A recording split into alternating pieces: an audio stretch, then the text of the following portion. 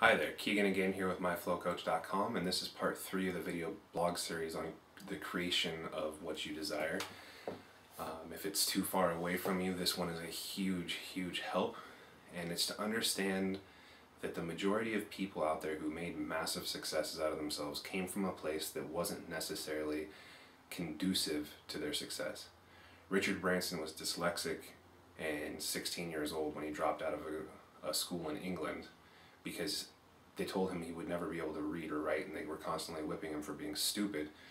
And so he dropped out of school, reinvented himself, and became the editor-in-chief of his magazine called Student Magazine. Same things go with people like Edison and Ford and Lincoln. They've all reinvented themselves. They all believed that there was something more to them than maybe what they were constantly pursuing, and that they had this passion to actually create things. So understanding that failure is not, past failures do not affect your future success or your present success is a major part of this. But you also have to believe that you can actually reinvent yourself, that you can recondition yourself to have more positive, more powerful ways of being and to move forward with that. But you can't just go halfway. You have to go all the way. You have to immerse yourself in the changes that you want to have. You have to set your intention and give it all of your attention. That's when you begin to change. That's when you begin to get involved with it. That's when you begin to evolve in the whole process. And that's when you begin to be able to achieve the results that you truly desire in your life. And it will become a habitual way of being versus just a short stint of success. There are several people I've seen who have lost hundreds of pounds, who still have kept that weight off because they never went back to the old way of being. They realized that that just wasn't working for them.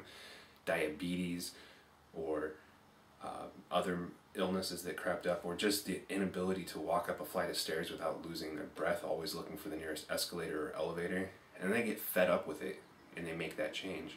However, we also know people who do short stints where they give all their action to something and all of their feelings to something, but they're constantly thinking about the old way and the old way of being.